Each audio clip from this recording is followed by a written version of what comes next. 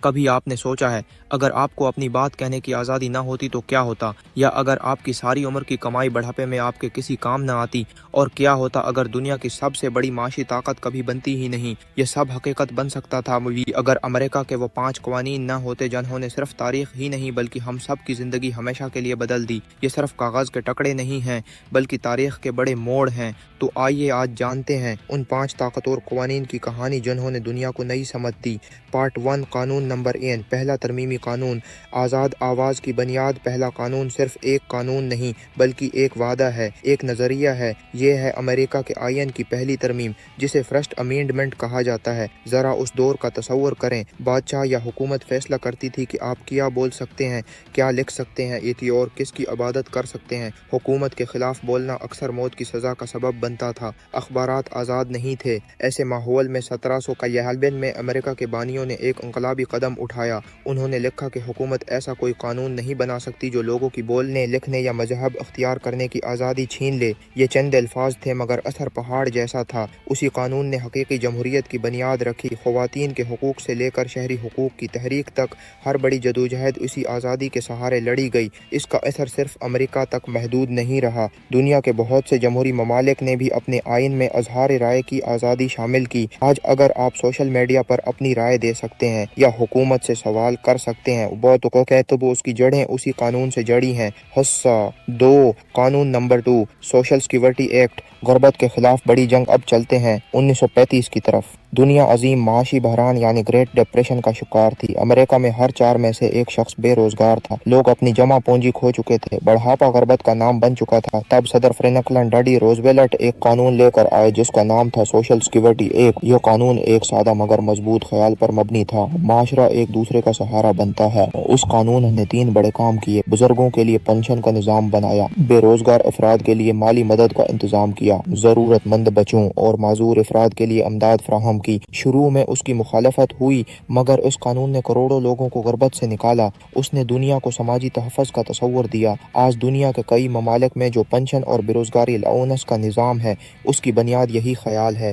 Part 3، قانون number 3، Marshall plan. دشمن کو دوست بنانے کی حکمت عملی۔ 1948 میں دوسری جنگ عظیم ختم ہو چکی تھی مگر یورپ تباہ حال تھا۔ شہر برباد، معیشت ختم، لوگ بھوکے تھے۔ ایسے میں کمیونزم تیزی سے پھیل رہا تھا۔ امریکہ کے وزیر خارجہ جارج مارشل نے ایک منصوبہ پیش کیا۔ انہوں نے کہا کہ ہم یورپ کو ہتھیار نہیں بلکہ مالی مدد دیں گے تاکہ وہ دوبارہ کھڑا ہو سکے۔ اس منصوبے کو مارشل پلان کہا گیا جو اکنامک کوآپریشن ایکٹ 1948 کے نام سے قانون بنا۔ امریکہ نے تقریباً $13 ارب کی امداد دی۔ شرط یہ تھی کہ یورپی ممالک مل کر اپنی معیشت بہتر کریں گے۔ نتیجہ حیران کن تھا، یورپ دوبارہ ترقی کرنے لگا، کمیونزم کا خطرہ کم ہو گیا، پرانے دشمن مضبوط اتحادی بن گئے۔ مارشل پلان نے ثابت کیا کہ طاقت صرف فوج میں نہیں، معیشت اور نرم طاقت میں بھی ہوتی ہے۔ اب تک ہم نے دیکھا کہ ایک قانون نے آزادی دی، دوسرے نے تحفظ دیا اور تیسرے نے جنگ کے بعد دنیا کو جوڑا۔ آپ کے خیال میں ان میں سب سے اہم کون سا تھا؟ کمنٹس میں ضرور بتائیں۔ پارٹ 4، قانون نمبر 4، سول رائٹس ایکٹ۔ امتیاز کے خلاف فیصلہ کن قدم۔ 1960 کی دہائی میں امریکہ ترقی کر رہا تھا مگر نسلی امتیاز اب بھی موجود تھا۔ سیاہ فام شہریوں کو الگ اسکول، الگ ریسٹورنٹ اور الگ سہولتیں دی جاتی تھیں۔ مارٹن لوتھر کنگ جونیئر اور دیگر رہنماؤں کی قیادت میں بڑی تحریک اٹھی۔ 1964 میں صدر لنڈن بی جانسن نے